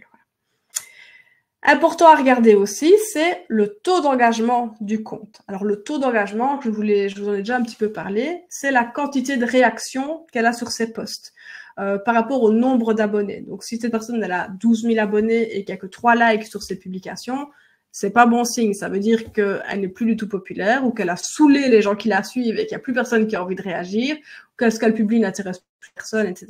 Ou ça veut dire que ces 12 000 abonnés ont été achetés et donc que c'est juste de la poudre aux yeux, mais qu'en fait, il n'y a personne qui regarde ses contenus et qu'elle a très peu d'abonnés réels. Ça arrive, hein, des gens qui font ça, qui achètent des abonnés, puis qui vont faire leur shopping pour faire des collaborations, mais qui n'importent rien puisque c'est juste de l'arnaque. C'est rare, mais ça peut arriver. Regardez aussi la fréquence à laquelle elle est active ou il est actif sur sa page. Si c'est une personne qui publie une fois tous les 6 mois, il y a peu de chances qu'elle vous apporte de la visibilité parce qu'il faut quand même être actif pour que l'algorithme relaie vos publications et pour que cette personne ait un maximum de visibilité. Donc, quelqu'un qui publie rarement aura moins de visibilité que quelqu'un qui publie régulièrement. Ça ne veut pas dire qu'elle doit publier 6 posts par semaine, mais quand même qu'il y ait un suivi et qu'elle soit peut-être présente aussi en story, etc. Donc, regardez un petit peu tout, voir si ça bouge et si c'est vivant. Important aussi, c'est le taux de saturation. Si vous regardez dans les publications précédentes et que vous voyez qu'il y a souvent les collaborations qui reviennent, et parfois même dans des domaines qui sont souvent les mêmes, etc., ça va être redondant pour les gens qui suivent cette personne. Donc, si un influenceur multiplie les collaborations et est un peu trop gourmand parce que ça lui rapporte de l'argent ou parce qu'il a plein de produits gratuits dès qu'il fait une collaboration, au bout d'un moment, les abonnés, ils sont pas bêtes non plus. Ils se rendent compte que cet influenceur, il est juste là pour faire du fric ou pour avoir, voilà, pour se faire entretenir gratuitement. Donc, ça diminue le lien de confiance avec ses abonnés. Donc ça, c'est important aussi de regarder. Si vous voyez qu'il y a trop souvent les collaborations, ben, ça devient vraiment un compte tellement publicitaire que les gens n'ont plus confiance. Et donc, quand vous allez collaborer avec cette personne, ça aura moins d'impact puisque les gens vont se dire « encore une pub, j'ai pas confiance, donc je regarde à moitié ou je regarde plus du tout ». Donc, il faut pas prendre des influenceurs qui vraiment en font commerce et on voit clairement qu'ils sont tout le temps en train de la retape et qui sont en fait des hommes sandwich permanents. Regardez aussi le taux de croissance du compte. Si vous vous abonnez à un compte et que vous regardez un petit peu le nombre d'abonnés, si vous le suivez pendant quelques semaines ou quelques mois avant de passer à l'action, vous allez pouvoir regarder si le nombre d'abonnés augmente de façon régulière. Ça n'a pas forcément explosé, mais si vous voyez que régulièrement, il y a quelques dizaines d'abonnés en plus, c'est bon signe, ça veut dire que cette personne, elle est sur la pente ascendante et donc elle est de plus en plus populaire. C'est un compte dynamique, donc ça va bénéficier aussi à votre image quand vous collaborez. Donc c'est mieux dans ce sens-là que quelqu'un où vous voyez qui perd des abonnés au fur et à mesure ou que le nombre d'abonnés stagne pendant trop longtemps. C'est un signe de qualité et de dynamisme quand le nombre d'abonnés augmente. Ça va jusque-là? Vous m'avez toujours? Vous m'avez pas perdu? C'est bon? Non, ça va. Pour l'instant, ça va. Non, ça va? Ok, Oui. super. Oui. La fibre optique, ça, oui, j'en rêve. Mais pour le moment, ce n'est pas encore le cas, je pense, chez moi. Ok, alors, voilà. Vous avez ciblé votre influenceur, vous l'avez un peu observé ou vous les avez un peu observés, pour en suivre quelques-uns en parallèle pour voir un petit peu où vous allez mettre vos œufs.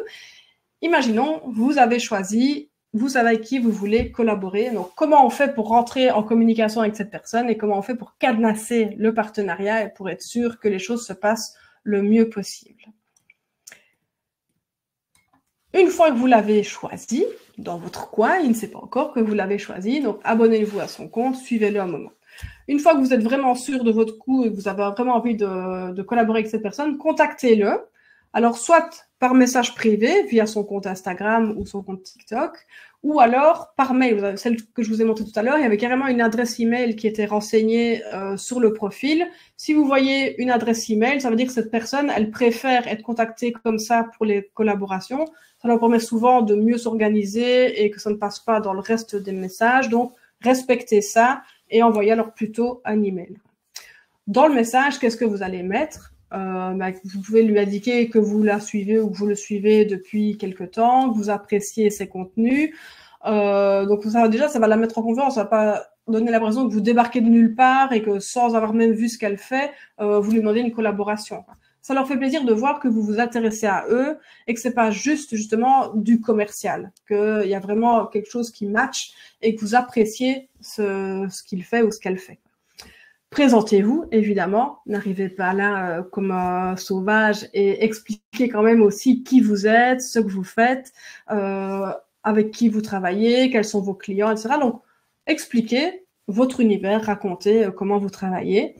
Et à ce stade, demandez voilà, si un partenariat pourrait l'intéresser, sans forcément aller plus loin. Vous pouvez déjà esquisser quelques détails, mais vous n'êtes pas obligé de commencer à sortir la liste de tout. Alors moi, j'avais pensé à ça, on va faire ça comme ça, telle date, etc.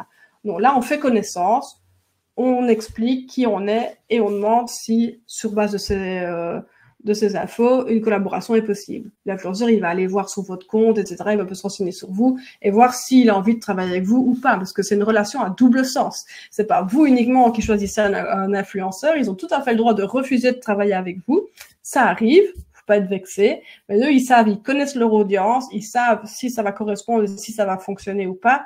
Et s'ils sentent que c'est pas ce que leur audience aime voir ou qu'ils ont peut-être déjà fait trop de collaborations dans le même secteur que vous au fil des semaines précédentes, ils vont peut-être dire non ou ils vont peut-être dire OK, mais plutôt dans 3 mois ou dans 6 mois. Ça, c'est possible. Donc, demandez si, voilà, où ils en sont et si ça les intéresse. Je vous ai mis une grille de tarifs des influenceurs. Donc, vous pourrez avoir évidemment toutes les slides que je vous montre. Je les enverrai à Linda pour qu'elle vous les communique. C'est une grille indicative. Ça ne veut pas dire que c'est comme ça partout, que ça correspond à la réalité de chaque influenceur, mais ça vous donne déjà une idée. Vous voyez, pour les nano-influenceurs, donc entre 0 et 10 000, et les micros, entre limite jusqu'à 100 000, mais bon, on peut dire, allez, quelqu'un qui est entre 10 et 20 000, ça peut être encore intéressant pour rester dans des budgets raisonnables. Moi, ça m'est déjà arrivé de collaborer avec une influenceuse qui avait 20 000 abonnés et de juste lui offrir un produit ou soit visage ou etc. Ça dépend. Moi, ma cliente était esthéticienne, donc on a fait ça comme ça. Elle était contente d'avoir un ou deux soins visage et en échange, elle a parlé de l'institut. Pas obligé forcément de proposer de l'argent. Ça, c'est lui qui va vous le dire assez vite, comment lui, il fonctionne. Si il est question de transactions financières, moi, ça m'est arrivé aussi avec cette même influenceuse, j'avais collaboré aussi avec elle pour un autre client, et là, elle a demandé, pour plusieurs publications, stories, etc., ça s'est allé sur 15 jours, elle a demandé 250 €. Donc, ça vous donne un peu une idée. On n'est pas censé partir dans des 1000, 1500, 2000 €. Normalement, vous devez être plutôt dans des budgets comme ça, 150, 200, 300 € éventuellement, en fonction de la taille de l'audience et du niveau de professionnalisme de l'influenceur. Mais donc, si on compare ça à des publicités traditionnelles, on est dans les mêmes budgets, on est même dans des budgets inférieurs. Et ça peut valoir la peine une fois de vous dire, à Noël, je vais peut-être mettre une pub en moins dans un journal et je vais tester ça pour la première fois et voir ce que ça donne. Et vous allez peut-être avoir un meilleur retour sur investissement et plus précis avec ceci. Et ce sera un peu plus fun aussi. Ça va permettre d'animer vos réseaux sociaux et de tester déjà comme ça une fois en vous fixant un budget qui reste dans les choses quand même relativement raisonnables. Une fois qu'elle a indiqué son intérêt pour vous et que vous avez déjà un petit peu esquissé ce que vous vouliez, vous avez déjà une idée en tout cas dans votre tête de ce que vous vouliez, discutez de vos attentes. Donc soit vous la contactez par téléphone ou vous continuez par écrit. Maintenant, je trouve que c'est sympa aussi à un moment de se rencontrer si elle est près de chez vous ou de téléphoner. Comme ça, quand même, il y a un peu d'humain aussi. De discuter de vos attentes, d'expliquer pourquoi vous voulez collaborer avec elle et quels sont vos objectifs. De voir quel type de contenu vous souhaitez. Est-ce que vous préférez qu'elle poste des stories éphémères ou plutôt une photo dans votre établissement ou qu'elle vienne faire une vidéo, etc. Ça va être elle ou lui qui va aussi vous expliquer, moi je peux faire ça ou d'habitude je fais ça. Vous pouvez aussi vous laisser un petit peu guider. Hein. Ce sont des professionnels ou semi-professionnels. Ils savent ce qui fonctionne. Ils sont parfois plus doués que vous, en général, que vous, sur les réseaux sociaux. Donc, vous pouvez c'est vraiment une discussion, un brainstorming sur ce qui va être le plus efficace. Donc, vous allez construire ensemble la meilleure solution. Et après, c'est bien de mettre tout par écrit pour éviter les malentendus. Alors, par écrit, ça ne veut pas forcément dire de faire un contrat. Ça existe. D'ailleurs, je vais vous mettre un modèle que vous pourrez utiliser et le mettre à votre sauce. Mais ça peut déjà être un simple mail envoyé avec le contenu de la collaboration que vous avez un peu cadenassé et juste retour, un accord par retour de mail, ok, tout est clair, voilà. Comme ça, vous avez une trace écrite et au moins les choses sont mises clairement noir sur blanc. Donc, un partenariat, ça peut être, ben voilà, on va se mettre d'accord sur ce que je veux comme contenu. Donc, imaginons, moi, je vais faire une campagne pour mettre en avant mon établissement pour Noël. Ben, je vais peut-être prévoir, on va faire la campagne du 1 au 10 décembre et on va planifier ben, que le 1, j'aimerais bien qu'il y ait une publication pour annoncer, voilà, pour présenter mon établissement. Que pendant la semaine, il y ait peut-être des rappels de story quand là, elle va peut-être venir manger chez moi ou dormir chez moi, qu'elle me fasse des stories pendant qu'elle vit son expérience chez moi. Et puis à la fin, on peut aussi décider qu'on va faire un deuxième post avec un concours, par exemple. Un concours où les modalités, ce sera de s'abonner à son compte, à mon compte, et celui qui sera tiré au sort gagnera un bon d'achat pour venir déguster un repas ou passer une nuit dans ma chambre d'hôte. Ça peut faire, tout ça peut faire partie d'une collaboration. C'est vraiment à vous de décider à la carte ce que vous voulez mettre dedans et comment ça va s'organiser, sur quel timing et ce qui va être publié. On peut vraiment mettre tout ça par écrit, c'est même mieux. Comme ça, il n'y a pas de flou artistique et vous ne risquez pas d'être frustré parce qu'elle n'a pas fait ce que j'espérais, mais en même temps, c'était pas très clair, donc je l'ai laissé gérer, mais et puis voilà, quoi. Donc ça peut arriver, du coup, on se sent frustré des deux côtés et ça fonctionne pas bien. Et s'il y a une contrepartie financière, évidemment, vous le mettez aussi par écrit, comme ça, il n'y a pas de quiproquo et tout est bien clair. Vous mettez les tarifs TVA, hors TVA, tout ce qui permet en tout cas que ce soit clair et que ça se passe bien. Ça peut se faire par mail. Maintenant, si vous voulez vraiment faire un contrat et avoir une idée de ce qui peut se mettre dans un contrat, c'est pas des contrats à rallonge, hein, c'est 2-3 pages. Je vous ai mis un lien, donc vous pourrez cliquer dans le document pour le télécharger. C'est voilà, un petit modèle de contrat. Si même vous n'utilisez pas ce contrat tel quel, ça va vous donner une idée de ce que vous pourriez mettre aussi dans le mail avec la liste de ce que peut contenir la collaboration. Une fois que ça c'est fait, regardez quand même pendant le timing de qui a été prévu, donc ici entre le 1 et le 10, regardez quand même ce qui se passe. Comme ça, si jamais vous voyez qu'il y a des choses qui ne sont pas faites dans le timing prévu ou qui ne sont pas faites exactement comme vous l'aviez imaginé, vous pouvez encore suggérer des améliorations ou des adaptations. L'influenceur, en général, lui, il a tout intérêt à ce que ça se passe bien et il aura à cœur aussi que ça se passe bien. Hein. On n'est pas sur des gens qui gèrent 40 000 clients à la fois. Donc, ils auront vraiment à cœur de correspondre à vos attentes. Donc, suivez quand même. Ne vous dites pas, c'est bon, je regarde pas. Regardez quand même que tout soit fait comme vous l'espériez. Et vous pouvez regarder aussi dans vos statistiques en temps réel ou juste après. Regardez, est-ce que vous avez eu plus de visites sur votre profil? Est-ce que certaines publications ont eu plus de succès parce que justement on renvoyait vers cette publication? Est-ce que vous constatez que vous avez plus d'abonnés? Ou est-ce que vous voyez qu'il y a beaucoup de gens qui sont venus avec le code promo chez vous et qui ont réservé? Il y a moyen de quantifier quand même aussi ça et de voir s'il y a des choses qui bougent ou pas. C'est à vous de fixer les indicateurs clés qui sont intéressants pour vous. Est-ce que vous voulez avoir plus d'abonnés? Est-ce que vous voulez plus de clients dans votre établissement? Est-ce que vous voulez plus de visibilité? Ça va dépendre évidemment de ce que vous souhaitez et de l'objectif de la collaboration. Une fois que le partenariat est clôturé, c'est toujours bien, c'est toujours poli, on est quand même des êtres humains, de le recontacter ou de la recontacter pour demander comment ça s'est passé de son côté, la remercier évidemment pour le travail fourni, et voilà, de clôturer quand même comme ça, de pas laisser dans la nature, quoi, et d'envoyer voilà comment ça s'est passé. Moi en tout cas je suis contente, ou la prochaine fois je penserai plutôt à faire comme ça. On peut voilà faire une petite clôture, petite discussion juste pour remercier tout simplement. Et si ça s'est bien passé, pourquoi pas décider d'en faire un ambassadeur ou une ambassadrice de votre établissement. Ça peut se faire aussi, au lieu de faire des one-shot, une collaboration et puis merci, au revoir. Si vous testez et que ça se passe bien, pourquoi pas en faire un ambassadeur et réfléchir à une solution, une proposition sur l'année, par exemple, de dire une fois par mois, je vous offre un repas pour 2 personnes au restaurant, et comme ça, régulièrement en échange, vous me montrez quand vous venez, vous parlez de moi, vous partagez un peu mes stories, mes contenus, etc. On peut aussi cadenasser quelque chose comme ça sur du plus long terme pour avoir de la visibilité un petit peu tout le temps. Et donc, cette personne, elle devient un peu l'ambassadeur de votre visibilité. Maintenant que vous savez tout ça, est-ce que vous seriez prêt à tenter l'expérience? Est-ce que vous vous sentez plus à l'aise avec ça? Est-ce que ça vous semble plus clair ou est-ce que ça reste toujours quelque chose d'un peu effrayant ou vous n'êtes pas persuadé ou vous n'arriveriez pas à mettre toute votre confiance dans ce type de collaboration?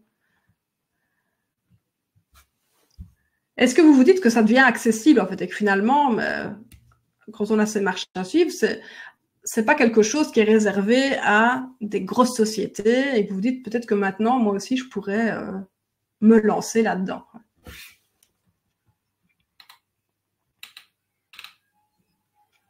C'est bien, ça bouge.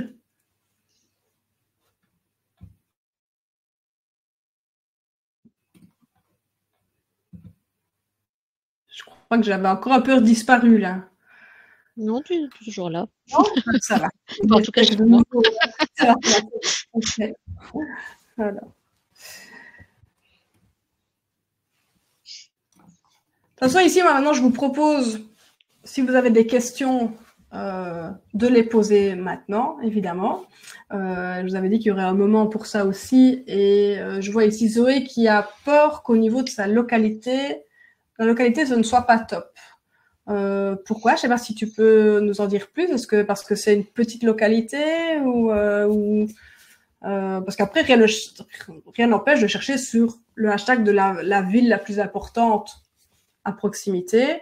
En général, si moi j'habite, ici moi j'habite dans un petit village à côté de Verviers, je vais peut-être plutôt chercher sur des hashtags Liège, parce que ça va être le Grand Liège ou la province de Liège. Donc ça va me permettre d'aller chercher plus large, et ça ne veut pas dire qu'il n'y aura pas des gens dans ma région. Il ne faut pas non plus vouloir chercher trop ciblé.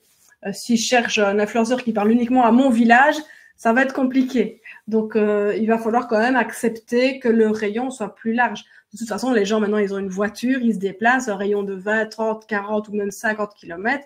C'est un rayon qui reste intéressant, je pense, dans votre secteur. Alors, je vois... Est-ce qu'il y a un risque de se faire descendre par un influenceur? Normalement, non.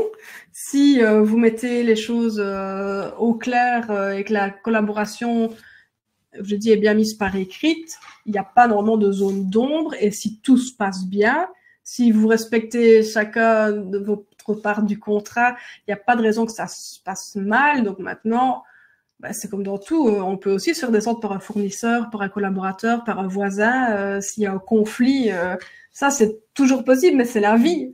Donc, mais a priori, si vous suivez cette marche à suivre, il n'y a pas de zone d'ombre et de flou normalement qui doit mener à ça. Ça doit bien se passer. Alors, je travaille pour un café citoyen à Louvain-la-Neuve. En effet, le plus près, c'est Bruxelles. Oui. Ouais, il faut voir. Qu'à chercher sur des hashtags Louvain ouais. Ou peut-être des hashtags, peut-être, je me dis, liés à l'université, peut-être. Je ne sais pas s'il y a une clientèle d'étudiants, etc. Et peut-être qu'il y aurait des communautés d'étudiants aussi à aller cibler, peut-être. Alors, son avis est d'office tronqué, si ce n'est que du positif dans ses avis. C'est quand même une relation commerciale. Cette personne, forcément, sauf si vous voulez vraiment jouer le jeu, vous allez lui dire, je m'en fous, moi, tu peux dire, même si c'est négatif, vas-y, je te fais confiance, je joue le jeu. Non, en général, c'est vrai que l'influenceur, il va faire en sorte de dire du bien de vous. Il y a quand même une contrepartie financière ou une contrepartie en cadeau. Donc c'est vrai que il va pas dire du mal de vous. Si ça part déjà sur cette base, à mon avis, l'influenceur, s'il n'a pas confiance dans votre produit ou s'il n'a pas envie de s'y rendre ou s'il ne vous apprécie pas, il va trouver une excuse pour ne pas collaborer avec vous, mais ça ne se fera même pas. Si ça ne correspond pas à sa cible ou à ce qu'il aime, il ne va pas collaborer avec vous. Donc oui, mais en effet, à partir du moment où il accepte de collaborer avec vous, il va jouer le jeu. C'est une autre forme de publicité aussi, l'affluence. Donc, il va forcément vous faire plaisir en mettant en avant les aspects positifs. Donc, dans ce sens-là, on peut dire oui, c'est un peu tronqué. Mais voilà, c'est le jeu, c'est un peu le jeu. Là où c'est authentique, c'est dans le fait que les influenceurs vont sélectionner avec qui ils veulent bien travailler. Moi, ça m'est déjà arrivé de contacter une influenceuse et elle a dit que non, qu'elle ne souhaitait pas collaborer pour une association de commerçants. Elle a dit oui, non, voilà, les associations de commerçants, elle ne collabore pas avec eux, mais que ça n'empêchera pas, quand elle en a envie, de parler d'un commerce ou l'autre de la ville, mais qu'elle ne souhaitait pas avoir de collaboration financière dans ce cadre-là. Ça arrive, donc vraiment, ils ont tout à fait le droit de refuser et ils n'hésitent pas à le faire. Donc s'ils acceptent, c'est déjà qu'ils ont un avis positif sur votre établissement.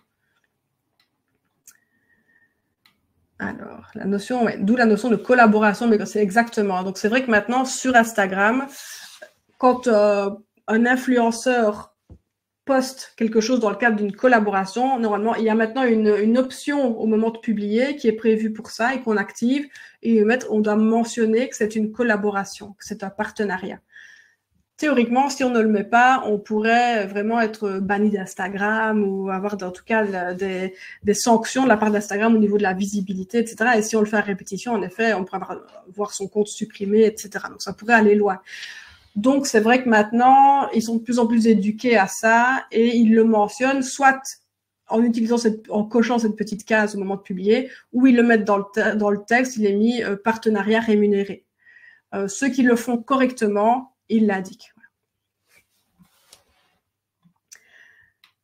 Alors, c'est quelque chose qui est discutable dans le contrat, oral ou pas. À propos de quoi, Zoé? J'essaie de revoir. Ouais, je ne sais plus à quoi tu réagissais. Sinon, à quelle fréquence recommander de faire des collaborations? Ça, c'est un peu à vous de...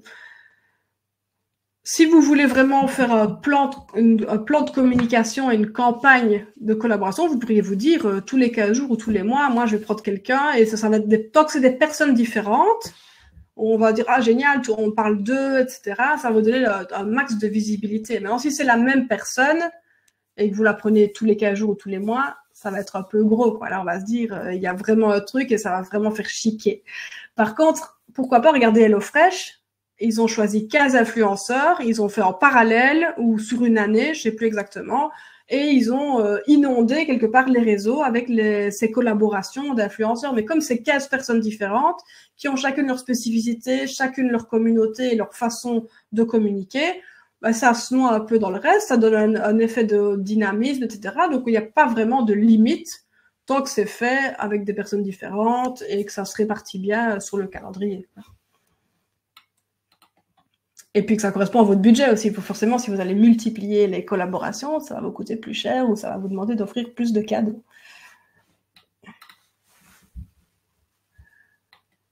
Y a-t-il encore d'autres questions ou d'autres zones d'ombre ou d'autres curiosités? Est-ce que si vous connaissez, est-ce qu'il y a des influenceurs que vous suivez et que vous connaissez qui sont actifs sur la Wallonie?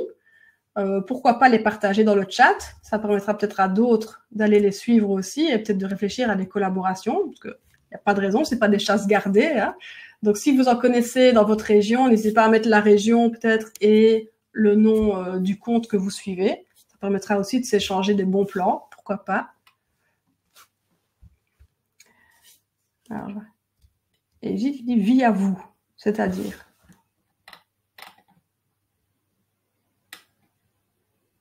Ah ouais. Est-ce qu'il faut obligatoirement un contrat? Évidemment, c'est le mieux. C'est pas obligatoire, mais c'est mieux, évidemment, pour vous couvrir. Et c'est vrai que de plus en plus, en fait, il y a toujours un peu une zone de flou et d'ombre au niveau juridique. Mais quand même, ça devient tellement récurrent maintenant que je pense que ça va commencer de plus en plus à se légaliser, entre guillemets, à s'y mettre peut-être un contrat de travail, etc. Pour le moment, ça reste encore un peu le Far West, mais je pense que ça ne va plus durer très longtemps. Donc, en effet, moi, j'aime bien aussi au moins rédiger un mail qui, de toute façon, devant un tribunal ou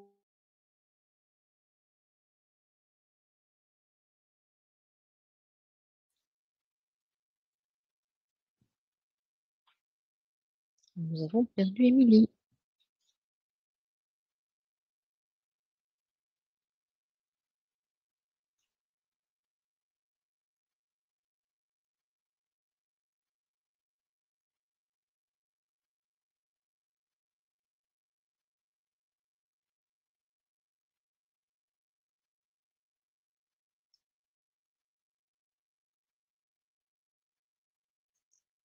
Je suis en train de lire vos questions, enfin vos suggestions. Donc, Égide qui parle de faire un repas avec influenceur qui se présente. Ah voilà, Je sais voilà pas. Émilie qui revient. Désolée. Oui, le contrat, c'est mieux. Enfin, donc, comment utiliser le contrat? Moi, ça m'arrive souvent. Je fais un ou l'autre en fonction de l'ampleur du partenariat. Mais donc, c'est bien de faire un contrat si vous voulez vraiment être tranquille, utiliser le modèle que vous aurez dans le dossier. C'est de toute façon, comme on dit, oui, c'est vrai que c'est mieux pour que chacun soit protégé. C'est aussi bien pour un que pour l'autre. Hein. Donc, c'est vrai que les contrats, moi, j'aime bien aussi que tout soit clair. Alors, suggestion de faire un repas avec des influenceurs crypto. Ça existe. Hein. Il y a parfois j'ai déjà vu des sociétés qui faisaient des soirées d'influenceurs. Donc, elles font une soirée où ouvertement, elles disent on invite les influenceurs, venez, etc. Et donc, c'est des soirées où on leur offre des cadeaux, etc. Donc, eux, ça les attire. Et en même temps, en échange, ils montrent qu'ils ont participé à votre soirée, etc. Mais donc, c'est déjà des événements un petit peu plus importants à voir en fonction de votre budget et des idées que vous avez. Ouais. Alors, pour du lifestyle, du manger, mais les gîtes ne proposent que l'hébergement. Les propriétaires ne veulent pas de homestaging, par exemple. On peut aussi, si c'est ça la question, on peut aussi très bien offrir une nuit en échange de visibilité sur le compte d'un influenceur. Donc, pourquoi pas? Ici, par contre, je ne comprends pas trop la remarque par rapport aux proprios qui ne veulent pas de homestaging. Donc, je veux bien plus d'infos aussi par rapport à cette question.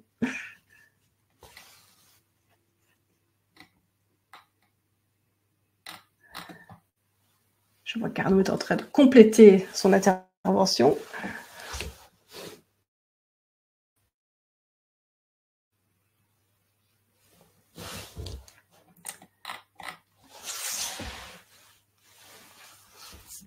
En fait, les limites de l'affluence, c'est votre imagination. Hein. Ou l'imagination, et parfois, c'est en contactant un influenceur qui va peut-être avoir des idées. Et vous pouvez aussi lui dire, bah, qu'est-ce que vous pourriez me proposer? Vous pouvez même lui dire, moi, c'est la première fois que je collabore avec un influenceur. J'ai déjà des bases, mais je ne sais pas trop par où commencer, je ne sais pas comment ça va. Vous pouvez vraiment mettre... Ça sert à rien de faire semblant que vous avez l'habitude. C'est quand on a fait appel à des petits influenceurs, il y a beaucoup de bienveillance.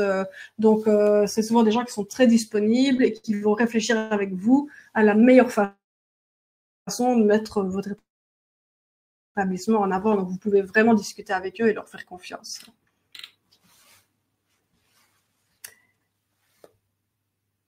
Alors, afin d'améliorer son intérêt, parce que parfois, c'est là que le bas blesse. Je comprends toujours pas, en fait. Les propriétaires n'ont pas de homestaging pour améliorer l'intérieur, parce que parfois, c'est là que le bas blesse des idées.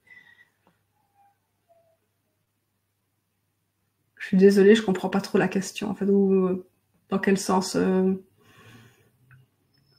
pour quel type de collaboration, en fait?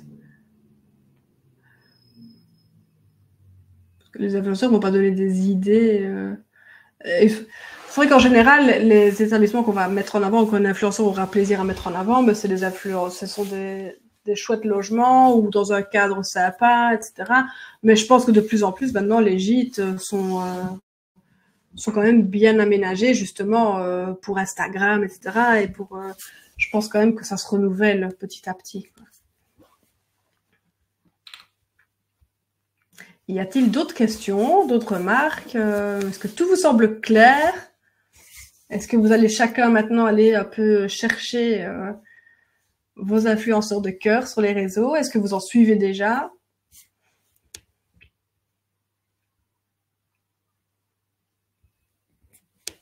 S'il n'y a pas d'autres questions. Ah, Zoé.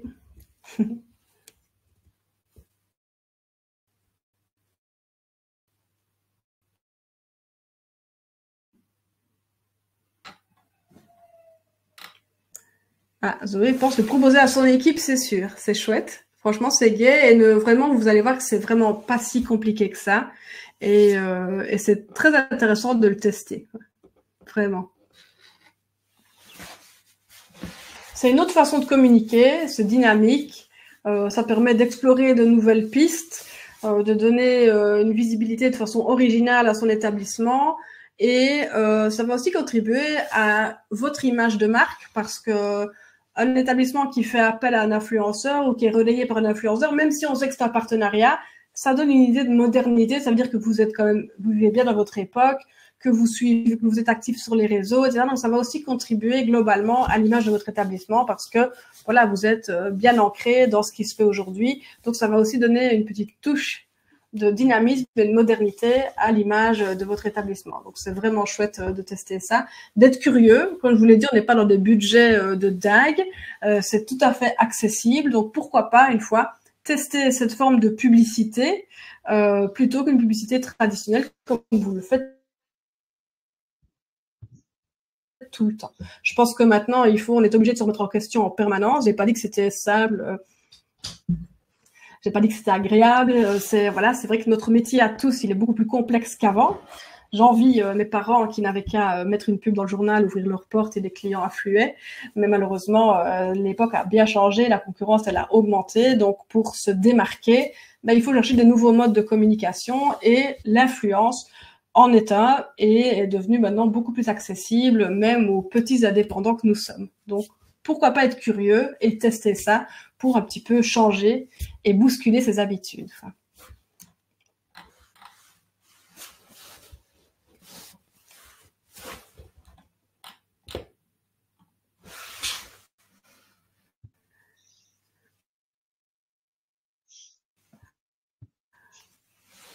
Je vois Greg est en train de peut-être de taper une dernière question. Ah, et Greg va le tester avec ses liqueurs. Noé va le tester avec son équipe et Greg va le tester avec ses liqueurs.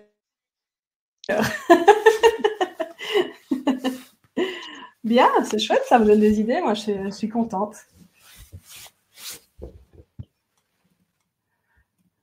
Donc, si vous voulez après en savoir plus, me suivre, vous pouvez le faire sur les réseaux sociaux. Vous pouvez vous abonner à mon compte. Je suis sur Facebook, sur Instagram, sur LinkedIn. Donc, si vous tapez Émilie H, vous allez tomber sur moi directement. Donc, n'hésitez pas à vous abonner à mon compte. Je suis pas influenceuse, mais je donne des bons conseils pour les réseaux sociaux. Donc, ça peut aussi vous aider, vous inspirer pour aller plus loin. Bonne soirée et à bientôt pour les fidèles de nos webinaires. À la semaine prochaine. Bonne soirée à tous. Bonne soirée.